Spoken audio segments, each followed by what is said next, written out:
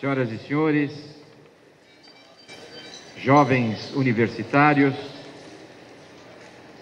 sou Pedro Silva, diretor-presidente do ITAESA, Instituto de Tecnologia Aplicada à Energia e Sustentabilidade Socioambiental, que em parceria com a Prefeitura Municipal de Niterói está organizando e realizando o evento Niterói Naval Offshore Expo and Conference 2011. Quero dar a todos as nossas boas-vindas, desejar a todos uma excelente tarde, para fechar com chave de ouro esses encontros que duraram esses 4 dias. Nós temos a satisfação de apresentar na tarde de hoje tecnologia e inovação, inovações para a construção e operação. Para compor a mesa dos ilustres palestrantes, eu gostaria de convidar para moderador do encontro, Fabiano Folli, por gentileza.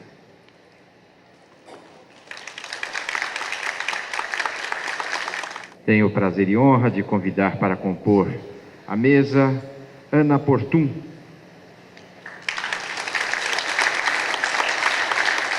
Solicito a gentileza de vir compor a mesa companheiro Danilo de Souza Batista. E, finalmente, tenho a honra e o prazer de convidar o meu colega Antônio Müller.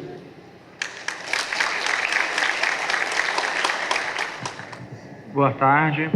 É extremamente gratificante para mim moderar uma mesa após ouvir a mesa anterior, onde tínhamos 2 âncoras do Parque Tecnológico e o cliente que ocupa a maior área no parque. Estávamos com a Petrobras, levantando as demandas tecnológicas dela, a COP, que é a Escola de Pós-Graduação em Engenharia da UFRJ, mostrando alguns dos laboratórios e as soluções tecnológicas para suprir essas demandas, e a FMC, que ocupa uma área de 20 mil metros quadrados no parque, desenvolvendo tecnologias. O prédio da engenharia deve ficar pronto agora no início do ano que vem. Aquele equipamento que foi mostrado, ele foi montado, homologado e saiu do parque para o local de operação. Então, para quem não conhece, o parque ele é um espaço que a UFRJ destinou a abrigar empresas. 8% da ilha da cidade universitária, a ilha da cidade universitária, ela é equivalente ao bairro de Ipanema e Leblon. Então, 8% dessa área está destinado a abrigar empresas que se relacionem com a universidade no desenvolvimento de pesquisa, no desenvolvimento de novos produtos, de inovação tecnológica. Então, toda empresa que está ali no parque, seja ela grande, pequena, média, empresa nascente, ela tem essa obrigação de desenvolver em parceria com a universidade essas novas pesquisas e quebrar esses gargalos tecnológicos para a exploração de pressão e outras áreas de afinidade com a universidade. Então, vamos, sem mais delongas, que meu papel aqui é moderar e não palestrar. Peço colaboração dos palestrantes para cumprirmos o tempo e vou convidar o Danilo Batista, da OSX Brasil, para proferir sua primeira palestra. Boa tarde a todos. Meu nome é Danilo Batista, eu trabalho na OSX Construção Naval. A OSX é uma empresa do grupo EBX, uma empresa de serviços, oil service, serviços ligados à indústria de petróleo e gás. Eu vou pedir, pode passar?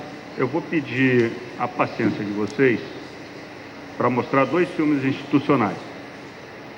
O primeiro mostra a empresa, como ela se situa, como ela se insere dentro de um grupo empresarial. A OSX foi criada para prover equipamentos de produção de petróleo para uma companhia irmã, a OGX, que é a empresa de óleo e gás do grupo.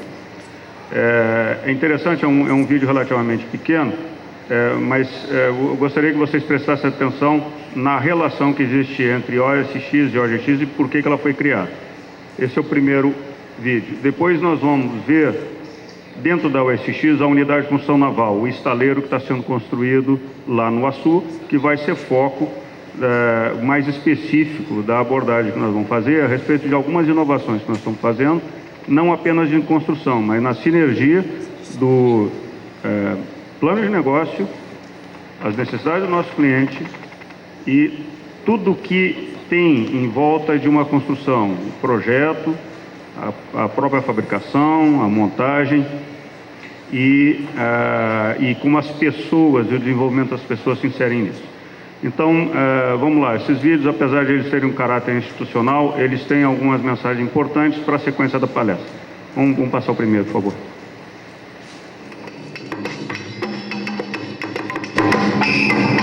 Um novo Brasil está sendo construído. Um Brasil que pensa grande e tem visão ambiciosa do futuro.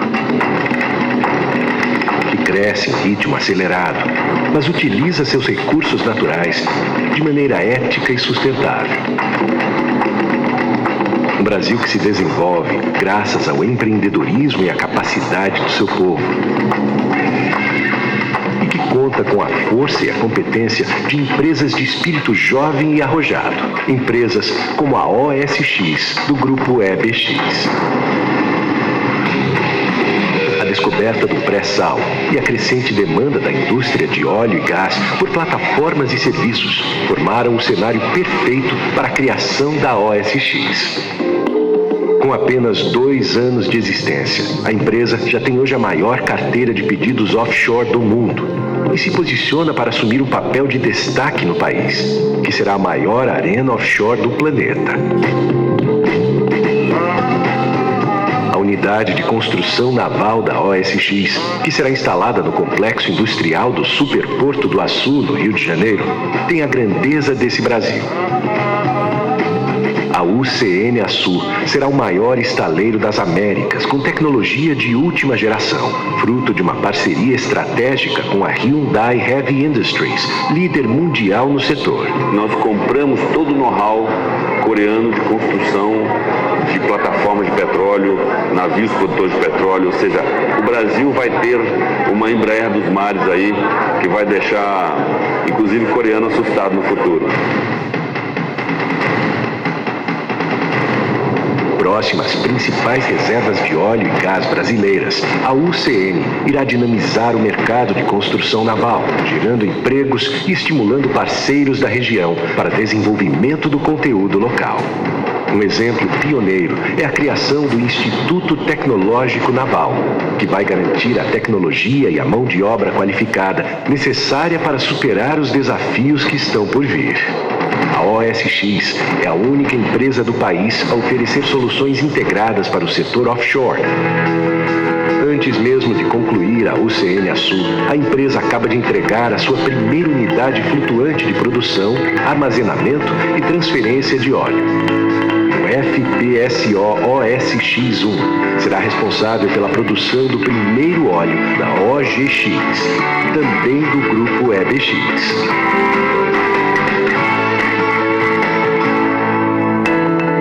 Tudo isso é só o início de uma trajetória grandiosa que vai ajudar a transformar nosso país, produzindo riqueza e tecnologia de ponta, respeitando o meio ambiente e garantindo o desenvolvimento material e humano para muitas gerações de brasileiros.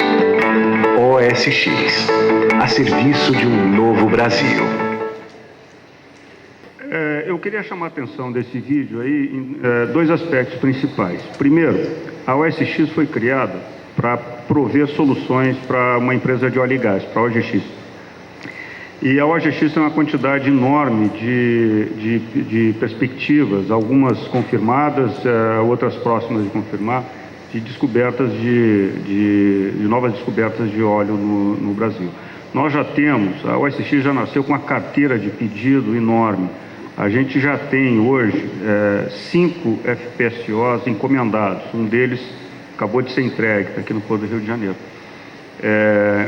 e 2 plataformas fixas. A perspectiva é que a gente venha a ter até 2020 19 FPSOs, 19 encomendas de FPSOs e 24 encomendas de plataformas fixas, chamada plataforma cabeça de poço. Isso aí é num período muito curto de tempo. Isso vai demandar, por um lado é um desafio, por outro lado é uma oportunidade. Quer dizer, o desafio por causa da quantidade. A maioria dessas descobertas estão em água rasa.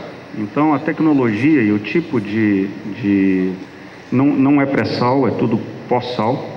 Então a tecnologia e o tipo de unidade que está sendo previsto para o desenvolvimento desses campos, ele é dominado, ele não tem grandes desafios tecnológicos. A indústria brasileira, a indústria mundial de uma maneira geral, já domina essas tecnologias. A gente está aí com os campos em águas de 100 a 140 metros de lâmina d'água e pós-sal. Por enquanto a gente ainda não tem nada de pré-sal. Então o grande desafio aí é a quantidade num espaço curto de tempo. Isso aí traz algumas vantagens e traz alguns desafios. As vantagens é uma certeza de encomenda, os desafios é uma quantidade muito grande. E isso vai determinar as soluções ou as inovações que a gente vai implementar para poder encarar esse desafio e poder produzir essas unidades nesse prazo. Para isso, quer dizer, a OSX é uma empresa de serviços, ela tem basicamente 3 linhas de atuação. Uma é engenharia e leasing, basicamente é engenharia projetos de plataforma e plataformas fixas e flutuantes, né, FPSOs e plataformas fixas com tipo jaqueta. Então, engenharia e leasing, serviços operacionais, ou seja, presta serviços de operação dessas próprias unidades. A gente projeta, constrói e opera para a OGX. Para fazer frente à demanda, a necessidade de ter um alto índice de conteúdo nacional exigido para a ANP nos leilões dos blocos exploratórios, não tem outra saída. A indústria nacional, como vocês já puderam ter oportunidade de ver aqui exaustivamente, ela vai estar absolutamente comprometida com as encomendas, a maioria delas da Petrobras, né, especialmente para o pré-sal. Quer dizer, é uma demanda muito grande, é um esforço muito grande, uma pressão muito grande em cima da indústria. Então, o grupo não tinha saída a não ser construir o seu próprio estaleiro, o seu próprio canteiro de obras. E é isso que está sendo feito. O próximo vídeo que eu vou mostrar para vocês foca um pouco mais as características, onde fica o tamanho, o que vai ser capaz de fazer o que a gente chama de UCN, Unidade de Construção Naval do Açu. Vamos lá, pode passar o vídeo. Bem-vindos à Unidade de Construção Naval da OSX, o maior estaleiro das Américas com tecnologia coreana de última geração. A OSX possui a maior carteira de encomendas offshore do mundo e conta ainda com a parceria da Hyundai Heavy Industries, líder mundial em construção naval. A unidade de construção naval está estrategicamente instalada dentro do complexo industrial do Superporto do Açu, em uma área total de 3,2 milhões de metros quadrados, no norte do estado do Rio de Janeiro.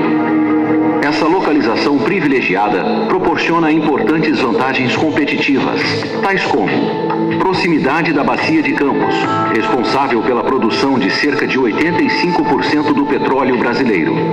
Localização junto a plantas siderúrgicas, possibilitando a redução de custos no transporte de chapas de aço. Essa proximidade ainda permite o processamento de chapas de aço de 4 metros de largura e 18 metros de comprimento e, consequentemente, uma economia de 56% em soldas, quando comparado às chapas disponíveis no mercado nacional. Proximidade à usina termoelétrica, proporcionando uma economia de até 30% em energia. Cais de 2.400 metros, com possibilidade de expansão para até 3.525 metros. Único no Brasil, com capacidade de integração de até 9 FPSOs e construção de 8 WHPs simultaneamente. A OSX, assim como todo o grupo EBX, considera o desenvolvimento sustentável condição indispensável para a manutenção e ampliação de seus negócios.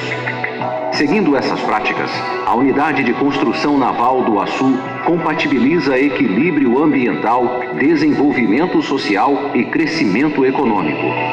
Seus prédios administrativos serão construídos sob os requisitos LEED Green Building. A unidade vai gerar cerca de 14 mil empregos diretos, sendo 4 mil na fase de construção e 10 mil na fase de operação, contribuindo para o fortalecimento da economia local e incentivando o crescimento da região. Alinhado ao compromisso de excelência, a OSX está criando o ITN, Instituto Tecnológico Naval. O ITN desenvolverá tecnologia para a construção naval e offshore, através do acordo com nosso parceiro tecnológico Hyundai, associações com outras empresas, institutos de pesquisas e universidades para a qualificação de mão de obra para o setor. Até o final de 2013, serão qualificados 7.800 técnicos. O início das aulas está previsto para 2011.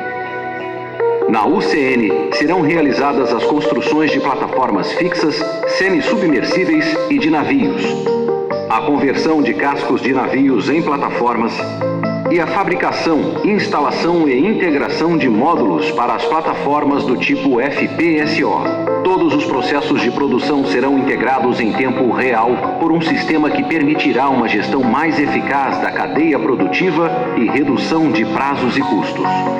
O processo industrial de construção começa com o recebimento das chapas de aço produzidas nas plantas siderúrgicas do Complexo do Açu. Ao chegarem à UCN, elas seguem para a área de armazenagem e em seguida para a oficina de corte, onde são produzidos os painéis. Neste edifício, funciona a oficina de produção de blocos.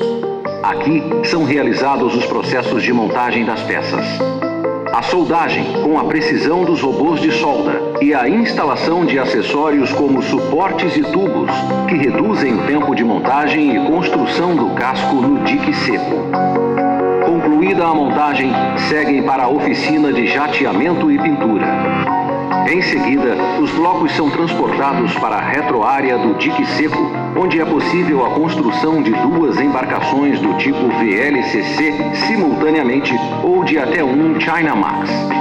Os blocos são posicionados sobre os picadeiros pelo Goliath, o maior guindaste das Américas. A construção de FPSOs é realizada a partir da conversão de VLCC ou de cascos novos construídos na UCN. Os módulos que são integrados aos cascos são fabricados e montados nos mesmos edifícios onde são produzidos os blocos. Dali, eles vão para a oficina de jateamento e pintura. E só então seguem para o pátio de montagem, que tem capacidade para trabalhar em até 100 módulos simultaneamente. Uma vez prontos, os módulos são levados para o cais e posicionados sobre o navio, por guindastes flutuantes de até 2.000 toneladas, dando início ao processo de integração do FPSO. Em seguida, é feito o comissionamento da unidade com testes dos sistemas de suporte à vida e de produção. Outro processo realizado na unidade do Açu é a construção de plataformas fixas. Na oficina de tubulares, as chapas de aço dão origem aos componentes estruturais das jaquetas. As estruturas seguem para o pátio de montagem, com capacidade para até 8 unidades simultaneamente. Ali são feitas as verticalizações dos níveis e das pernas. Uma vez montadas, elas são deslizadas para uma balsa e rebocadas até o campo de produção, onde serão fixadas no fundo do mar e receberão o convés, que também será fabricado na UCN. A Unidade de Construção Naval do Açu reflete a missão da OSX: oferecer soluções integradas de equipamentos e serviços para a consolidação das conquistas de produção de petróleo do Brasil.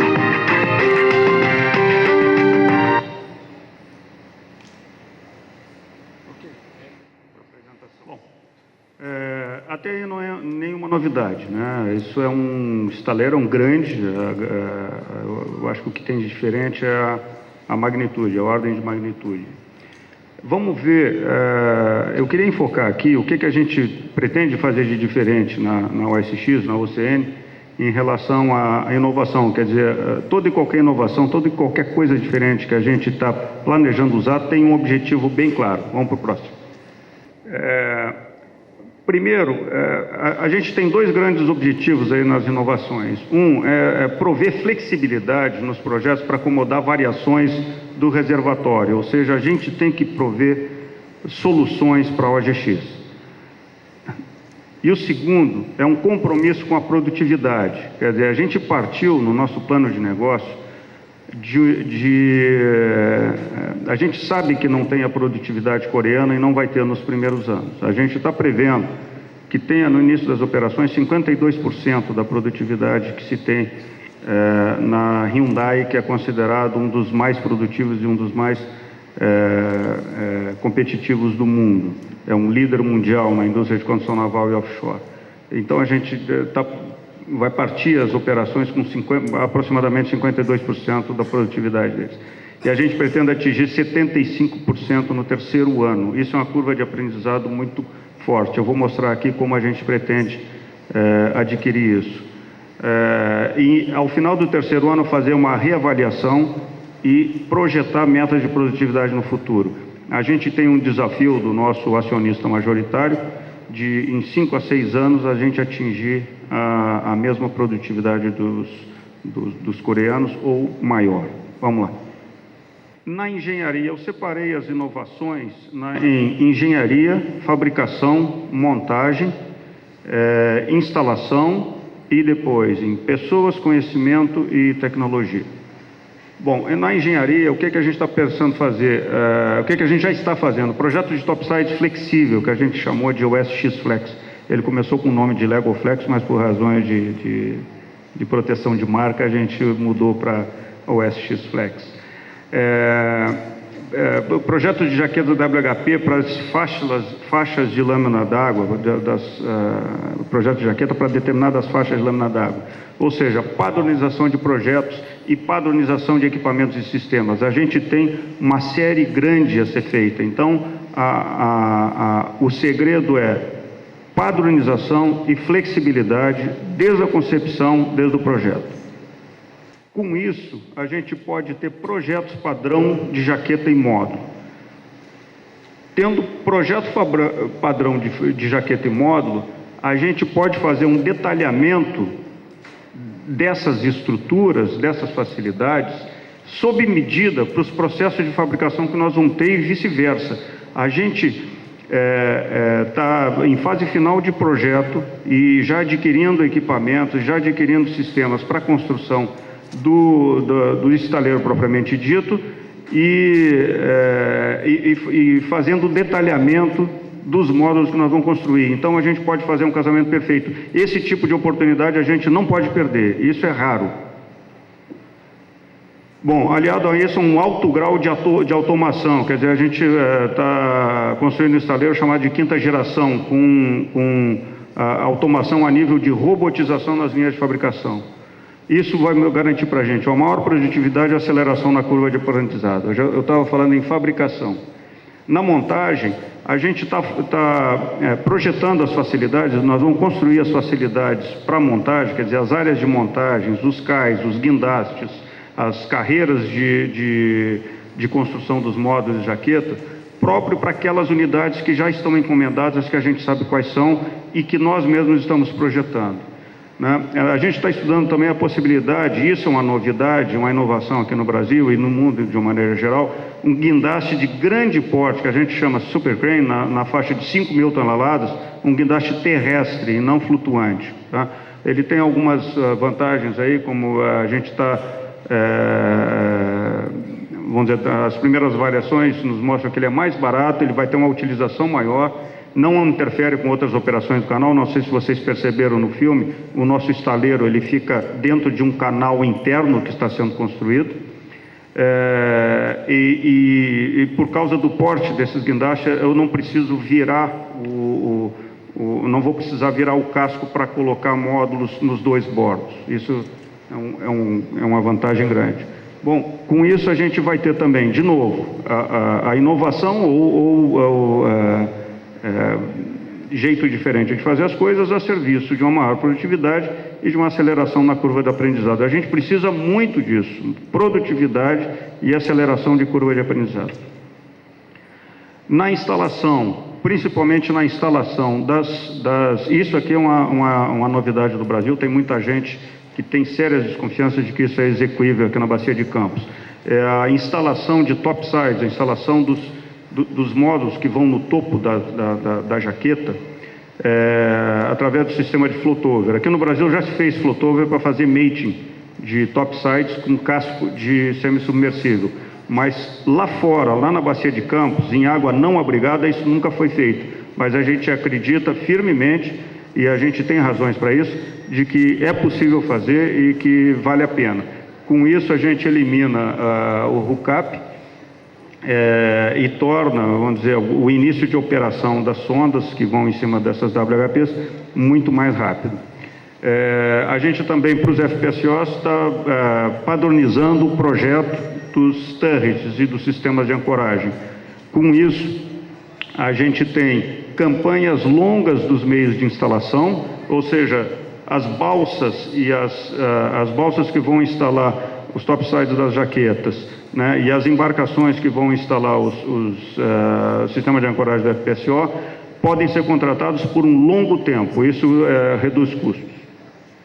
Com respeito a pessoas, conhecimento e tecnologia, a gente costuma associar essas coisas, porque não existe produtividade, não existe curva de aprendizado, não existe ganho de produtividade, ganho de competitividade, sem conhecimento e tecnologia, que obviamente fica na cabeça das pessoas, né? Por isso, é um estaleiro, essa é uma unidade de construção naval que já está nascendo junto com o seu... não está esperando se instalar para depois criar um instituto tecnológico, já está nascendo junto com o Instituto Tecnológico. O prédio do Instituto Tecnológico Naval está sendo construído junto com o estaleiro, ao mesmo tempo, no mesmo lugar. Mas o Instituto Tecnológico Naval já está começando a operar antes do prédio. A fase 1, a instalação, a implantação do Instituto Tecnológico Naval, ele prevê 4 fases. Na primeira fase, qualificação e treinamento de pessoas. Na segunda fase, um treinamento on-the-job orientado.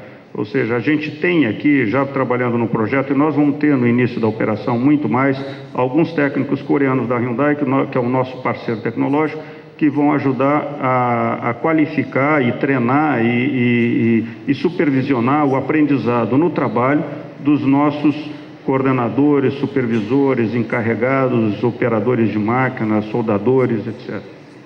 Uma terceira fase é um fortalecimento da cadeia de fornecedores. Vocês já devem ter visto aqui, não só nesse fórum, mas em vários outros, a necessidade de se fazer isso. Ninguém é uma ilha, ninguém trabalha isolado, todo mundo trabalha em consonância com a indústria. E uma última fase é o desenvolvimento da tecnologia própria, ou seja, a inovação da tecnologia. A gente é ambicioso, o grupo, essa é uma característica do grupo, é ambicioso, é sonhar alto, é arregaçar as mangas e fazer, mas a gente tem pé no chão, a gente sabe que não pode sair imaginando que vai desenvolver tecnologia desde o primeiro dia. Isso também é uma curva de aprendizado. As 4 fases eles se desenvolvem mais ou menos dessa maneira. A primeira fase, qualificação e treinamento, muito intensivo no tempo no começo, depois tende a dar uma caída. A segunda fase, on-the-job training, é uma linha quase que contínua e diagonal. O fortalecimento da cadeia de fornecedores, a gente vai precisar primeiro saber quem são aqueles fornecedores que vão mais gostar de trabalhar com a gente. E a gente tem a consciência de que inovação tecnológica só depois de passado algum tempo. Por enquanto, nessa primeira fase, mesmo antes de existir um prédio, a gente já tem algumas ações em andamento, né? A gente já tem um contrato com a Firjan para qualificação de pessoal chão de fábrica para a primeira operação da OCN, já estão sendo feitos, já estão sendo selecionadas pessoas, tem todo um trabalho sendo feito junto com o Senai lá em Campos. Os primeiros cursos vão começar no começo de 2012 já. E o acordo de cooperação tecnológica com a Hyundai, que a gente vai inclusive mandar aproximadamente 80 técnicos lá para a Coreia para treinar durante alguns meses lá no próprio estaleiro dos coreanos. Aí são algumas informações. No primeiro momento são 3.100 pessoas lá em São João da Barra, 23 porções, 185 turmas, já começando em janeiro, com tempo previsto durante um ano. Até janeiro de 2013 a gente tem que já estar operando. O orçamento estimado é em torno de 13 milhões de reais. Muito obrigado a todos. Desculpe a corrida, desculpa o overrun de tempo aí. Obrigado, Danilo. Vamos passar para a palestra da Ana, do Centro de Análise de Sistemas Navais. Trabalho há 25 anos na Marinha do Brasil como funcionária pública na área de tecnologia e desenvolvimento de software. Também trabalhei com a parte de pesquisa operacional e em avaliação de e-mails. O CASNAV é um centro de análise de sistemas navais. Uma pequena introdução situando o que é o Centro de Análise de Sistemas Navais.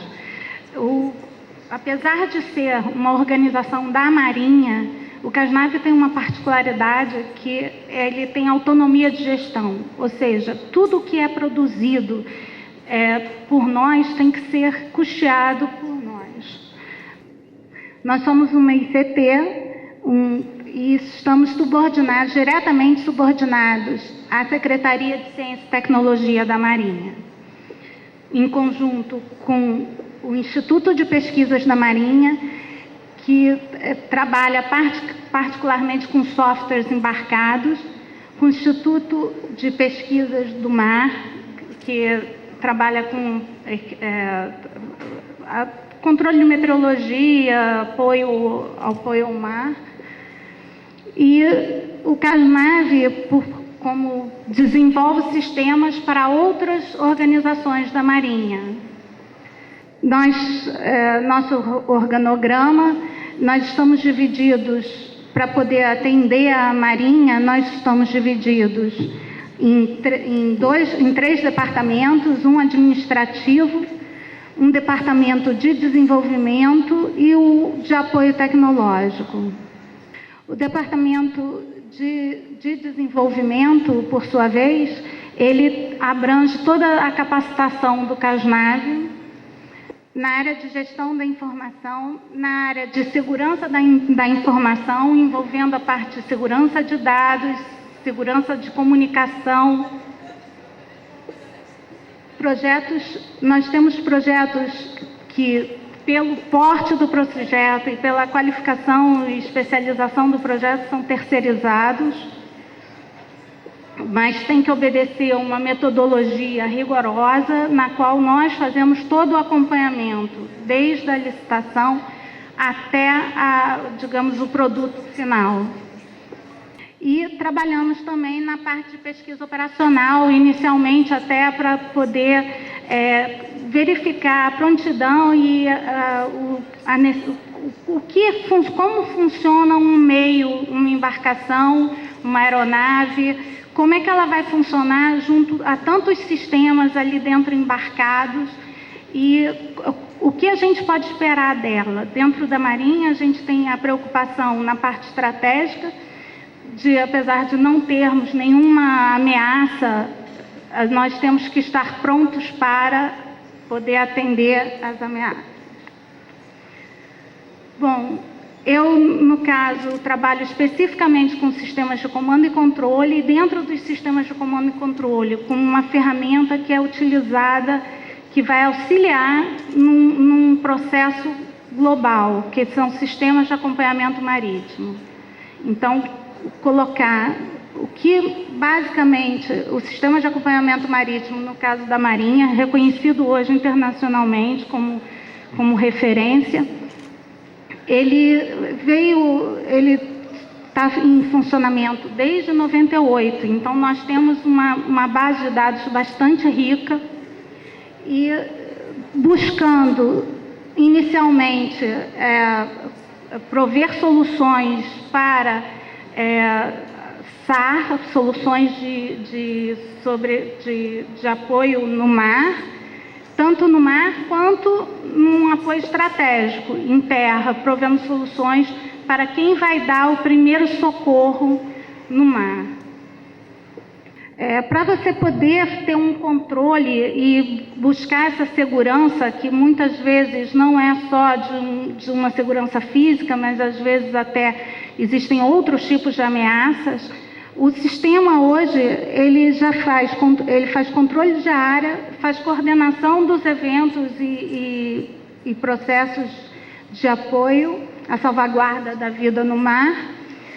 Nós hoje estamos fazendo um controle do tráfego de embarcações ribeirinhas e para poder melhorar como um sistema de informações, para a gente poder melhorar a qualidade dessa informação, a confiabilidade dessa informação, nós fazemos trocas de informações com diversos sistemas internacionais e até mesmo através de convênios com a Petrobras, com a Agência Nacional de Transporte, porque muitas vezes o resultado de um sistema de acompanhamento vai ser subsídio para um controle logístico ou outra operação. Bom, a Marinha tem por responsabilidade, se nós pensarmos o que é a Amazônia Azul. Hoje em dia todo mundo fala o que é a Amazônia Azul, o controle da Amazônia Azul. É uma extensão muito grande. Nós temos um território de 8.500.000 quilômetros quadrados e temos que pensar no território, digamos, o que é o mar, como controlar a quantidade de navios que passam tanto a nível marinho, quanto até nos rios, que estão também hoje sendo soluções para modalidade de transporte. Bom, nós estamos propondo um controle, até porque esse controle era muito limitado. Nós fizemos um estudo e esse estudo deverá ser aprovado até dezembro de 2012. Então, por que acompanhar? Por que fornecer informações? Nós somos sujeitos a diversas ameaças. Muitas vezes a gente pensa só em segurança a nível do homem, a nível da embarcação, a nível físico, mas nós estamos sujeitos a outras ameaças, tais como contrabando, narcotráfico, imigração ilegal, acidentes ambientais, conflitos cambiais e a própria pirataria. Bom, se a gente pensar no Oceano Atlântico ou Pacífico como uma via de transporte, você não pode pensar na quebra de nenhuma linha de transporte.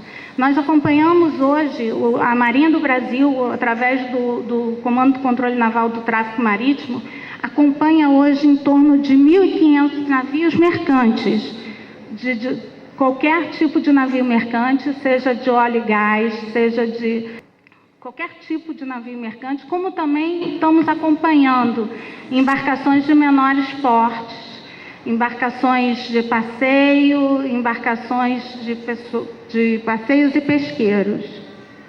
Até porque o maior número de incidentes SAR ocorrem justamente entre embarcações de pesqueiros e embarcações mercantes. Bom, nós temos que pensar também que uma embarcação mercante, ela não envolve só o Brasil ou uma outra nacionalidade. Nós temos ali várias bandeiras, várias influências na qual nós temos que dar a melhor qualidade, a melhor resposta a essas pessoas. Então, essa é a área de responsabilidade para a salvaguarda da vida do mar. É bem superior à área da zona econômica.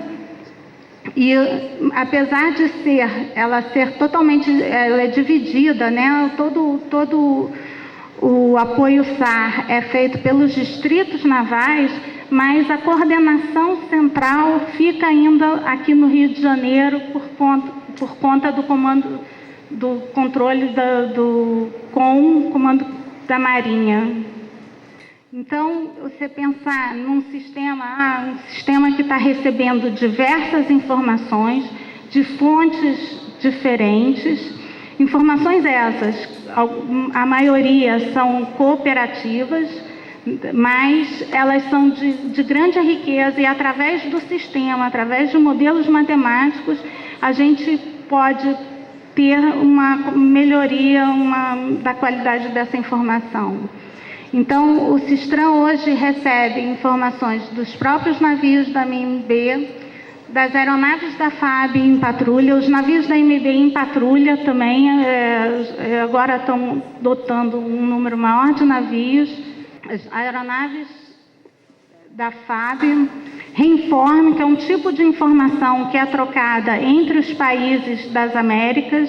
O PCPEP é uma informação que vem é uma informação praticamente visual, ela hoje é um número bem pequeno, mas ela também é de grande importância. E, o principal é a interoperabilidade com outros sistemas de acompanhamento, sistemas esses de pesqueiros, que é o PREPES, que é um sistema da Secretaria de Agricultura e Pesca, no qual a gente hoje consegue fazer o acompanhamento desses pesqueiros. A gente recebe os dados via satélite.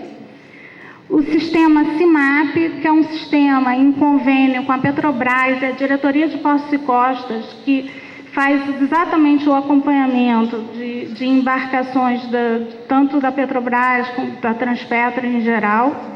O LIRIT é um sistema de acompanhamento via satélite, é uma determinação da IMO, que faz o acompanhamento das embarcações solas, e hoje ele tem uma precisão muito grande e o Brasil faz parte desse convênio, tem um centro de dados próprio, totalmente desenvolvido, no caso foi desenvolvido lá no CASNAVE, e opera também no da Marinha, no Comando da Marinha. Bom, tipo de informação de movimentação de mercantes são informações que são fornecidas pelas capitanias e delegacias no momento de atracação e desatracação das embarcações. Essas informações, elas são bastante completas e elas entram automaticamente no sistema. E também temos convênios com sistemas internacionais, como é o caso do sistema de controle marítimo na Europa, um sistema italiano, o VRMTC, que representa o TRMN. Além disso, os próprios navios mercantes, para você poder ter o apoio SAR, eles contribuem e os brasileiros são obrigados, os navios estrangeiros são convidados. Hoje, a Marinha recebe informações de equipamentos de Automatic Information System, que fornece um transponder a nível de naval, é um transponder que você recebe a informação não é manipulada, mas tudo bem, ele pode ser desligado, mas a informação é uma informação de posicionamento bastante segura. E as informações das próprias aeronaves em patrulha da MB. Hoje, o Comando de Controle do Tráfego Marítimo tem convênios com a Petrobras. A partir de informações do Sistram, foi feitos, a partir de controles de áreas, foi feito exatamente... a gente tem estatística de passagem de embarcações, sempre visando inicialmente a salvaguarda da vida do mar. Bom, o sistema, como o Sistram 3, ele estava em produção desde 98. Ele, apesar de sofrendo evoluções e recebendo novas entradas, mas utilizando uma tecnologia da época. A capacidade, ele já trabalhava em plataforma georreferenciada, porém, hoje nós temos novas soluções de georreferenciamento. Uso de tecnologia 3D, muitas vezes, para que uma tecnologia 3D? mas de repente, num caso estratégico de comando e controle, é interessante você ter, de repente, receber uma informação de um VTS de porto, que é uma mídia totalmente diferente de um dado, e poder fusionar esses dados a ponto de identificar uma embarcação que, de repente, estava escondida ou não quisesse se identificar. E também melhorar a comunicação, não só do comando e controle, não só com as embarcações para apoio, mas também entre os distritos, para a gente poder sempre visando a melhoria contínua da qualidade da informação. O sistema inicialmente ele fazia uma compilação de dados, como vocês viram, são muitas entradas de dados, e existem informações de uma mesma embarcação provenientes de fontes diferentes. Então isso é compilado. Além disso, existem diversos algoritmos matemáticos para a gente poder calcular uma derrota lógica, ter uma previsão de onde a embarcação vai estar no futuro, ou até de uma ameaça que está vindo, como é muito caso. Eles recebem, está chegando uma embarcação que não se identificou no porto de origem, ela passou pela área de vocês, foi interrogada, e existe sempre essa troca de informações entre sistemas de comando e controle. Bom, nós podemos fornecer informações tanto para apoio SAR, quanto para o apoio ambiental, no caso de derramamento de óleo, a partir de uma análise diária, você pode saber quais as embarcações que estavam lá e, em conjunto com informações de outros sistemas, poder descobrir o tipo do óleo que estava lá, poder mais ou menos descobrir qual era a embarcação que teria ocasionado o acidente. O apoio SAR, principalmente com pesqueiros, como nós sabemos, pesqueiros somem, pesqueiros são embarcações de menor porte frente às embarcações mercantes. Não só também em termos de apoio SAR, como de fiscalização, proibição de pesca ilegal, isso tudo é controlado no sistema. Com isso, nós podemos melhorar a qualidade da fiscalização das normais hoje. Temos convênios com a ANTAC para poder facilitar a parte do modal de logística de transporte. O sistema, para poder até apoiar todos, nós temos uma série de relatórios estatísticos. No caso, essa era uma visão antiga do sistema, o sistema já existia em 2D. E podemos contar também com o apoio da FAB e da própria esquadra.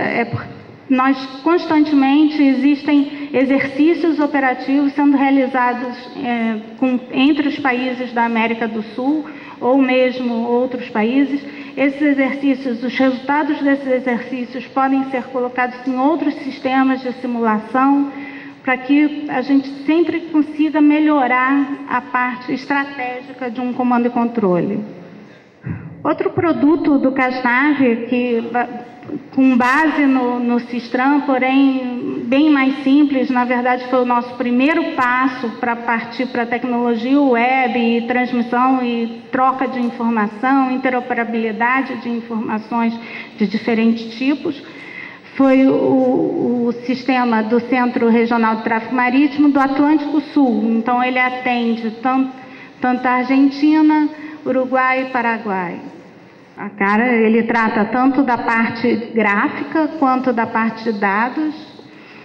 Existe a troca automática dessas informações, diminuindo as fronteiras e facilitando o controle de ambas as partes. Todos os sistemas, tanto o Sistram quanto o CRTAMAS, ele é totalmente auditável, ou seja, porque como algumas informações são introduzidas manualmente, você tem como descobrir exatamente quem introduziu aquela informação e em que momento.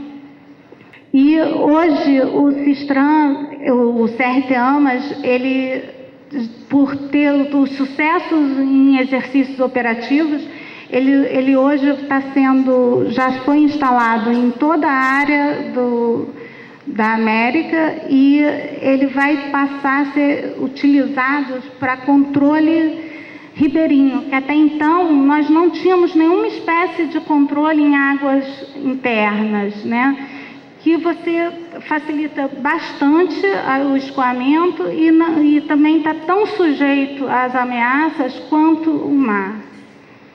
Eu queria agradecer a vocês, qualquer dúvida.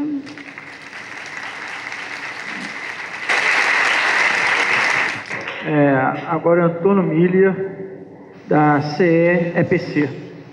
Boa noite. Primeiramente, eu queria agradecer aos organizadores, a Itaesa e a Prefeitura de Niterói, por esse convite feito ao Centro de Excelência de EPC.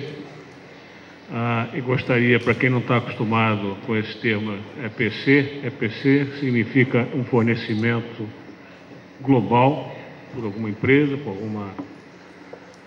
algum produtor, aonde você inclui o teu fornecimento global de maneira integrada, a engenharia, fornecimento de equipamento, fornecimento de materiais e a construção. E às vezes até comissionamento e operação assistida. O Centro de Excelência EPC, ele tem 3 anos e meio, tá certo? É um centro que no começo foi organizado para exploração e produção e posteriormente passou para todos os segmentos de óleo e gás. É um centro onde tem participação de operadores, no caso, hoje em dia, da Petrobras, da Shell, da Statoil, surgiu do PROMIMP, do Programa de Mobilização da Indústria de Petróleo, certo?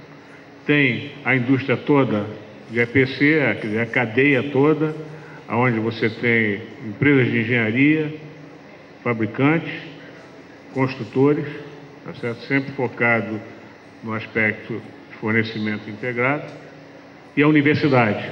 Então, a universidade é o link, tá certo? Entre os operadores e os fornecedores. Qual foi o objetivo do Centro de Excelência? Tornar a indústria brasileira associada à cadeia produtiva de EPC no segmento de óleo, gás e energia competitiva e sustentável em termos mundiais. A visão: ser considerado o principal fórum da indústria brasileira associada à cadeia produtiva de EPC, sendo referência nacional e internacional na gestão tecnológica empresarial. Para vocês terem ideia, hoje em dia nós temos aproximadamente 50 membros participando do centro. Então, você tem os operadores, que eu tinha mencionado quem que participa já, tá certo? Tem os EPCistas, aonde foca em competitividade, foca em melhoria de gestão de contrato, em desenvolvimento de competências, tá certo? Os operadores procurando sempre os menores prazos, uma maior competitividade, uma maior qualidade, tá certo? E desenvolvimento da indústria local. E a academia, as universidades, com soluções técnicas de gestão, treinamento, pesquisa aplicada. Então, o Centro de Excelência, ele se preocupa muito com produtividade e competitividade, tá certo? Então, ele tem algumas linhas de ação, que depois eu vou mostrar, mas um dos temas que nós temos discutido bastante é a questão de modularização. Atualmente, a indústria de petróleo menciona muito esse aspecto de desejo de utilizar cada vez mais o conceito de modularização. Porém, pouco tem sido feito. Instalações offshore usam vários módulos, porém com a pouca aplicação do verdadeiro conceito de modularização, isto é, a aplicação de módulos standard, como foi mencionado aqui pelo colega da OZX. A verdadeira modularização utiliza o mesmo projeto, os mesmos equipamentos, com intensiva integração da cadeia de suprimento, isto é, replicante, provocando cronogramas mais reduzidos, menor custo de materiais e equipamentos, alta qualidade, inovação, melhoria, por exemplo, automação, robótica, tempo de projeto reduzido e construção mais segura. A indústria de óleo e gás, ela tem que se espelhar na indústria naval asiática, que aplica modularização mais de 3 décadas, aumentando a eficiência e entregando navios em prazos menores. O Centro de Excelência, ele tem vários acordos com órgãos do exterior. Um dos nossos grandes parceiros é o CII. O CII é o Construction Infrastructure Institute dos Estados Unidos. Ele foi desenvolvido pela indústria como um todo, quer dizer, não só olhando óleo e gás, olhando a indústria farmacêutica, cosmético e todos os segmentos industriais. Eles têm mais de 300 sócios. E a universidade, quer dizer, a universidade base deles é a Universidade de Austin, no Texas, tá certo? E lá é interessante, essa universidade linka muito o mercado com os compradores, com os contratantes, tá certo? Quer dizer, ela se aplica muito em desenvolver projetos, desenvolver empreendimentos, que é um pouco diferente aqui do conceito brasileiro. Porque o conceito brasileiro, lógico, a universidade atua dessa maneira, mas para a universidade aqui no Brasil, para ser promovida na universidade e tudo, mais importante é a apresentação de papers, né? Então, eu acho que isso é uma das coisas que nós temos nos batido muito no Centro de Excelência, tentar mostrar a necessidade da universidade aqui no Brasil, olhando o mercado, se estruturar de uma maneira diferente e promover seus professores, seus alunos, seus pesquisadores de maneira diferente. O sucesso do CIE nos Estados Unidos realmente é esse link que a universidade faz entre indústria e contratante. Tá certo?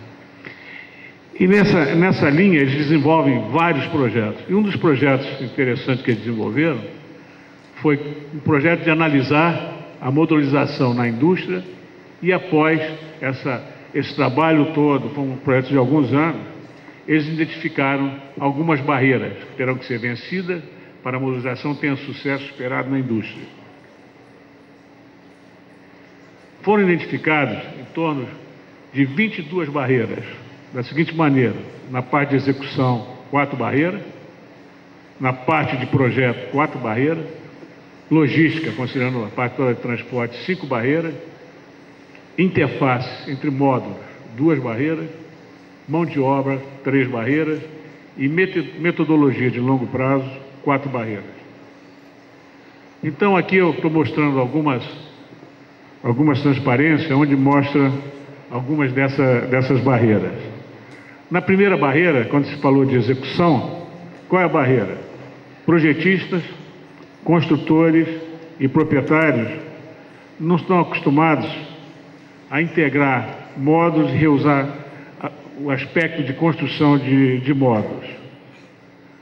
Qual é a principal barreira aqui, nesse item?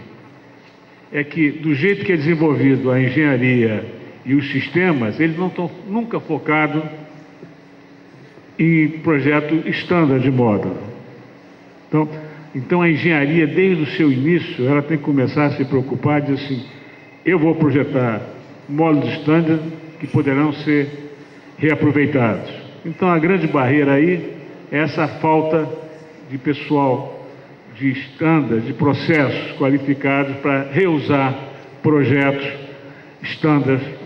Então, isso é uma das coisas, essa é uma das barreiras que teria se mudado. A segunda barreira, de novo, esse aspecto de dados de projeto. Uma dessas barreiras importantes é essa parte de códigos e normas. Quer dizer, cada país, cada área, cada situação tem códigos diferentes, né? Que não se aplica no caso dos navios. Por exemplo, você pega os navios que os códigos são mais ou menos estándar, mais ou menos conhecidos, tá certo? Então, um dos itens para ultrapassar essa barreira é a indústria mundial e mais na linha de estandarização e modificação e ter códigos e modos e normas mais aplicadas no mundo inteiro. A outra, que é uma característica também de construção modular, é o aspecto de distância e custo. Quer dizer, na verdade, cada empreendimento tem as suas distâncias variadas. No caso de navios, não. No caso da indústria naval, não, porque é fabricado no canteiro, tipo açu, e depois transportado. Então, na verdade, um dos aspectos, uma das barreiras a ser vencida, é sempre quando quiser realmente usar módulos estándares e tudo, se preocupar com a sua localização geográfica. A outra barreira, tá certo? É no caso das interfaces entre os módulos, que realmente, para você fazer os hookups entre módulos, etc. e tudo, você tem que se preocupar com um controle de qualidade muito alto, tá certo? Que no caso da indústria de navios, na indústria naval, esses módulos são fabricados no seu canteiro, tá certo? Seus shipyards, e ali tem um controle maior. Então, essa é mais uma barreira no caso de modulização de industrial. Então, esse é um dos outros aspectos que tem que ser muito preocupado, muito detalhado. A outra, citando mais um outro caso de mão de obra, tá certo? É que no caso da indústria de óleo e gás, de uma maneira geral, tá certo? A mão de obra é local, tá certo? Que varia de local para local. No caso da indústria naval, está no canteiro deles, realmente é mais controlada, mais treinada e está acostumada a desenvolver estándar. Então, isso, de um modo geral, de novo, é tentar focar nesse aspecto, nesse processo, etc. e tudo, de modalização, na educação. Tá certo? Então, na verdade, eles saíram por aí, tá certo? E checaram várias barreiras que têm que ser vencidas. Agora nós estamos fazendo um trabalho de depois estudar essas barreiras, tentar já minimizar um pouco os impactos. Agora, nessa linha de produtividade, tá certo? O Centro de Excelência EPC, todo ano, ele reavalia quais são os projetos que estão sendo querem desenvolver, quais são os projetos mais importantes, isso através de discussões, negociação com todos os seus parceiros. Então, um dos projetos que já está praticamente para encerrar agora, nesse final do ano, vai ser apresentado agora à comunidade do Centro de Excelência de PC, é um trabalho muito grande, tá certo? De otimização de custos e prazos. Foi feita uma análise, foi feita recomendações, então essa primeira fase está se encerrando agora. A outra coisa, outro projeto que se discute muito aqui no Brasil e que nós estamos investindo muito nesse projeto, são os princípios básicos de engenharia de projeto. E isso é uma das coisas que, inclusive, nós começamos desde o projeto básico, né? Porque realmente o Brasil tinha uma capacitação muito grande em projeto básico e, infelizmente, perdeu. Nas empresas que eu fui executivo, certas épocas nós tínhamos mais de 40 engenheiros e engenheiras de projeto básico. Hoje em dia são poucas empresas que têm um departamento mesmo modesto de engenharia básica. A engenharia básica tem vindo muito de fora. Isso é uma das coisas que nós estamos focando muito. Outro projeto que é muito interessante é que nós chamamos de modelos de contrato. O que é esse projeto de modelos de contrato? A Noruega, como os senhores sabem, as senhoras sabem, desenvolveu muito a sua indústria naval. E uma das coisas que eles desenvolveram foi ter quase um contrato padrão. Quer dizer, você quer fazer alguma coisa, você está lá, você tem um contrato padrão. Então nós resolvemos fazer a mesma coisa aqui. Lógico, você tem vários contratos dentro da Petrobras, que são diferentes, vários contratos em outros segmentos. O que nós fizemos?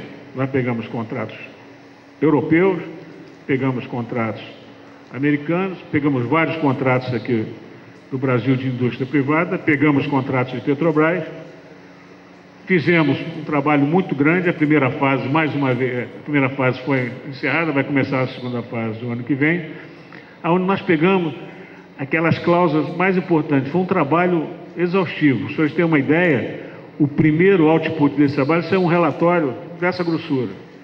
E para preparar esse relatório, foi feito um questionário às empresas. Por exemplo, a minha empresa, nós tivemos que reunir aproximadamente 10 pessoas durante 2 dias para responder aquele questionário. Foi um trabalho muito detalhado, foi já fechada essa primeira fase, com 1 dia e meio de discussões num seminário, e agora nós vamos publicar ele. Outro trabalho muito grande que nós estamos fazendo também é a questão de gestão de comissionamento. Porque os senhores sabem, aqui no Brasil nós temos uma noção que o comissionamento começa realmente quando a planta está praticamente pronta, quando você terminou a construção. Mas, na verdade, o comissionamento começa quando você começa o empreendimento. Porque você tem que preparar todos os procedimentos, você tem que se preocupar com a qualidade dos equipamentos, você tem que conhecer com o que você está implantando lá, como armazenar, como cuidar do equipamento. Então, isso foi feito um trabalho muito grande, tá certo? Já terminamos também, estamos terminando agora no final do ano essa primeira fase, e inclusive fizemos um seminário muito grande, inclusive utilizando o trabalho que a Petrobras tem feito. A Petrobras hoje em dia treinou mais de 1.000 pessoas no processo de comissionamento, então nós aproveitamos esse treinamento dele e aplicamos lá no Centro de Excelência. E outro item, que é um projeto novo, tá certo? Nós estamos começando agora, está embrionário, é a questão do conteúdo local. Na verdade, se os senhores olharem, todo mundo fala em conteúdo local, fala em projetos de conteúdo local, desenvolvimento de conteúdo local. Vamos ver como é que se aumenta o conteúdo local. Esse nosso projeto é diferente. Nós estamos pegando alguns casos de operadores, por que ele não atingiu, e pegando o outro lado, o EPCista, o fornecedor, qual o gap que existe. Inclusive a ideia é, inclusive até como operador, o lado operador, participar até um pouco de entrar na fábrica, ver se pode mudar um processo de fabricação, uma maneira de desenvolver um empreendimento. Isso já foi feito num caso com a Statoil. Então nós estamos iniciando esse trabalho. Quer dizer, esse vai ser o grande projeto de 2012. E uma outra coisa interessante também, que nós estamos investindo muito nessa questão de gestão. Acabamos agora de ter um seminário de 3 dias com o IPA, tá certo, dos Estados Unidos. Devemos fazer mais um outro, se tudo correr bem, agora em dezembro. E estamos agora fechando um acordo com a Universidade de Houston, no Texas, para o ano que vem desenvolver um trabalho nessa análise de risco. Porque a gente fala muito em risco, fala como mitigar os riscos, mas eu acho que nós, na indústria brasileira, de um modo geral, temos que aprender bastante sobre como gerenciar, como mitigar e como desenvolver essa tecnologia toda de risco. Tá? Então, para os senhores terem uma ideia, os senhores podem ver, as senhoras podem ver que praticamente os principais fornecedores são membros do Centro de Excelência de EPC, bem como os operadores. Como eu mencionei, tem 3 operadores, a Petrobras, Statoil e a Shell. Então, eu gostaria de agradecer a atenção dos senhores e coloco à disposição do Centro de Excelência qualquer informação que os senhores precisarem. Muito obrigado. Eu ia fazer uma pergunta ao Miller, referente à modularização, porque na parte de construção naval e na parte naval de FPSOs e plataformas, certamente se aplica. A Petrobras, inclusive, está fazendo uma experiência com 9 cascos iguais sendo construídos lá em Rio Grande.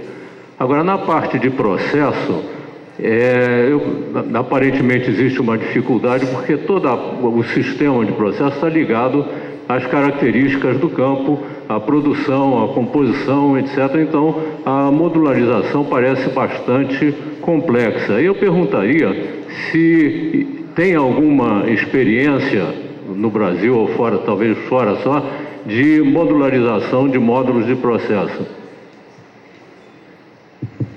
Olha, existe essa experiência, especialmente fora do Brasil, existe muito grande. Existe uma preocupação com esse aspecto replicante que a Petrobras agora, nesses 8 cascos aí, está pedindo proposta, né? Quer dizer, nós estamos passando agora uma fase de pré-qualificação. Mas existe muito grande, inclusive tem empresas inglesas, empresas norueguesas, que mesmo nessa área de processo, tá certo? Tem módulos standard. Agora mesmo nós estamos discutindo uma parceria com uma empresa inglesa que tem vários módulos standard. Eu sei de uma outra empresa brasileira que tem uma parceria também com uma empresa holandesa que está fornecendo, inclusive, para a Petrobras, já forneceu, se eu não me engano, para umas 5 plataformas, mais ou menos um pacote standard. Lógico, às vezes varia um pouco, né, dependendo, como você mencionou, da característica do fluido. Mas, de um modo geral, lá fora já está se replicando muito, mais do que aqui. E na outra área, se você olhar, por exemplo, na área de refino, se aplica muito pouco módulo aqui no Brasil. Fora já se aplica mais. Tá certo? Para você ter uma ideia, mais ou menos há uns 5 anos atrás, a Petrobras, em parceria com a ABM, tá certo? Pediu para pegar uma área da Replan, lá em São Paulo, dizendo, se eu construísse essa área modular, qual seria o resultado? O resultado, na verdade, inclusive, na minha visão, eu sou da BEM também, mas na minha visão, saiu errado, porque saiu que ia levar mais tempo, que ia custar mais caro. Mas saiu errado por quê? Porque o Brasil tem pouca experiência, especialmente em onshore, em refino, na solução modular. Mas, por exemplo, você pega agora, hoje em dia está muito na imprensa, né? Questão de usinas nucleares. O grande projeto que está vindo aí é um fornecimento de uma empresa conhecida, Westinghouse, onde aumentou bastante a segurança e tem aproximadamente 240 módulos. Quer dizer, na verdade, enquanto eles estão construindo, estão fazendo um módulo fora, no canteiro, né? Inclusive, na própria área do reator, tem um módulo, se eu não me engano, tem 3.000 toneladas. E eu vi eles colocarem na China, nas fotografias, é impressionante, eles pegam uma máquina da Manitowoc que leva aquele negócio e encaixa direto, obra civil, já com os embutidos, com tudo. Então, existe hoje em dia uma tendência muito grande, e esse módulo dessas usinas nucleares são standard. É uma usina de 1.000 megawatts que é repetitiva. Então, eu acho que agora está começando especialmente essa conscientização de módulo standard. Eu acho que tem muito a desenvolver. Onshore nós temos que desenvolver muito isso aqui. Offshore é mais desenvolvido, mas não é replicante. Está começando a ser replicante agora, né? Vou fazer uma pergunta ao Danilo em relação à construção de jaquetas lá no Complexo do Açu. Como é que vai ser o esquema de loadout? As jaquetas, o estaleiro do Açu está sendo construído foi projetado e está sendo construído para construir 8 jaquetas simultaneamente, ou seja, são 4 carreiras, 2 a 2, né? As jaquetas colocadas 2 a 2. O loadout é por esquidamento, né?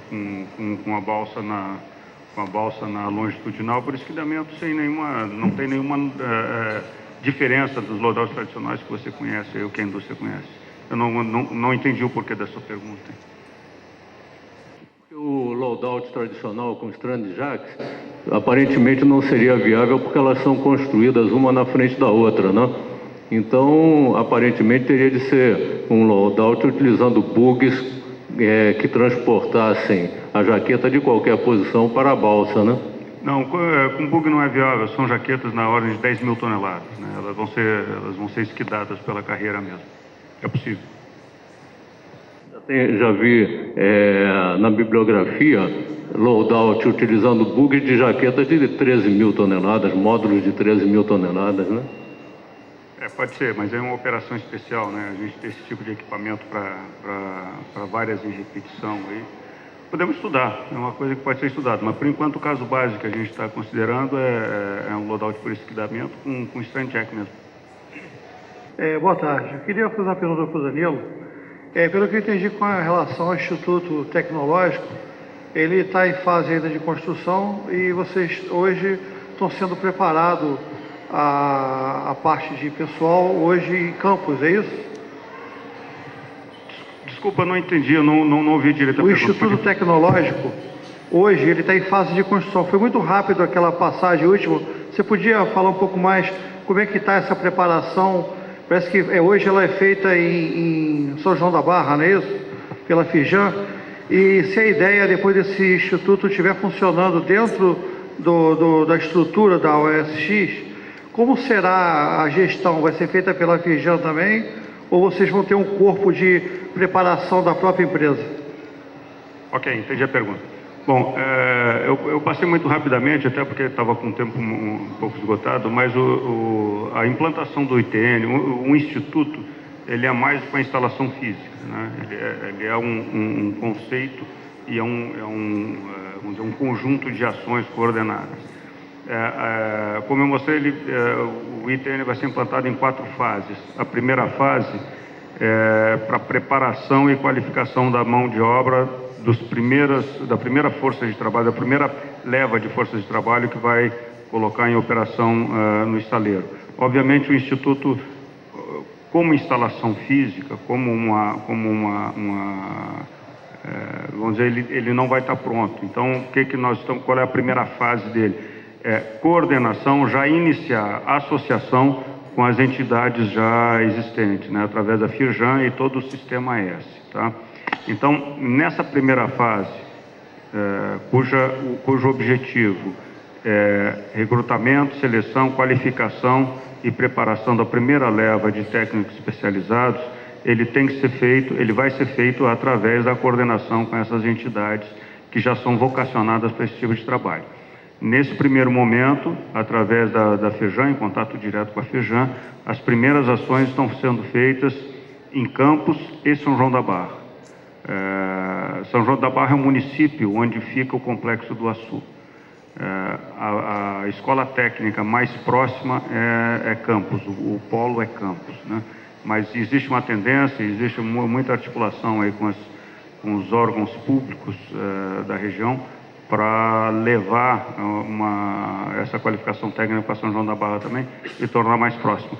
Essa articulação, essa vinculação com as entidades, tanto as entidades de treinamento e de qualificação profissional, quanto as entidades de ensino e pesquisa, ela necessariamente vai se estender, né? Não é possível fazer um instituto tecnológico e desenvolver tecnologia, que é o nosso grande objetivo no final, sem articulação com a academia, sem articulação com as entidades vocacionadas para isso, né? Então, o Instituto Tecnológico Naval, ele começa com articulação com o sistema e com as entidades já existentes e vocacionadas para isso, e vai se estender. Ok? Então, agradecendo a plenária e aos palestrantes Miller, Ana, Danilo, a Prefeitura de Niterói e a Itaesa.